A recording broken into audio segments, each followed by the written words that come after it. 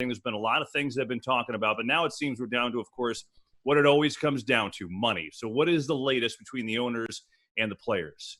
Kevin, the latest is not good, but I want to warn people. It's always darkest before the dawn in these kinds of situations. Problem is right now, the two sides aren't really speaking the same language.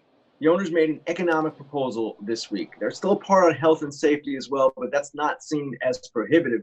The economic proposal was a sliding scale of salary reductions, a second set of salary reductions.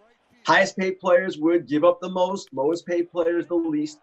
The players perceive this as an attempt to divide them, as a reduction that they don't want in the first place, because they believe that in March they already agreed to pro rata salaries, which means they'd be paid on a per game basis. So half a season, half your salaries.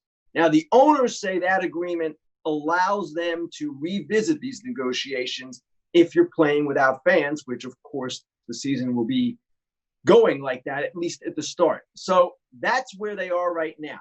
What we are waiting for at this moment is a counterproposal from the union, in which I reported that they will ask for a longer season. If you're going to pay them per game, let's play more games, right? That's their idea. Owners are opposed to that, from what I understand, simply because they say they lose more money with each regular season game played. They might ask, how does that work? They simply say, paying the full prorated salaries, they have higher expenses than revenues. So that's where we are. Eventually, at some point in the next week, they've got to get on the same page where at least they're talking about the same kinds of economic conditions, but they're not there yet. I thought it was interesting the other night when Max Scherzer, who's obviously one of the more respected guys and leaders of every player here, and put his thoughts out on Twitter and essentially said, hey, you know what, don't talk to us with that if you're going to come with that anymore.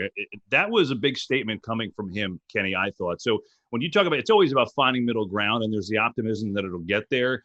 But to me, this has a different tone, especially considering the time and history that we're living in right now. I'm curious what you think.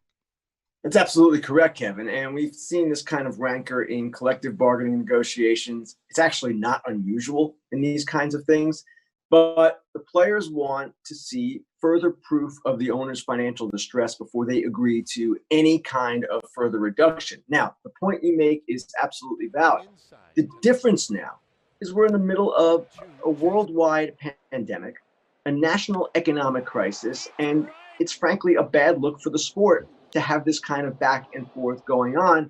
But that, unfortunately, is what has grown in recent years, this distrust between the sides in which they can't seem to agree even on what they agree on. And what I'm referring to is that March deal that supposedly set the stage for the 2020 season. You know, Ken, the idea originally was, hey, a couple weeks of spring training in June and then playing games in July. So if that is going to happen, is there some kind of deadline or soft deadline for these talks to actually come into agreement here?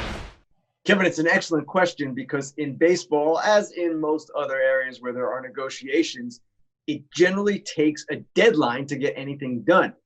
Now, in this case, there's not a hard deadline, but in talking to people on both sides, my understanding is to have that spring training in mid-June, spring training 2.0, and then start the season in July, early July, it's going to take a deal by late next week or early the week after. They can't mess around beyond that.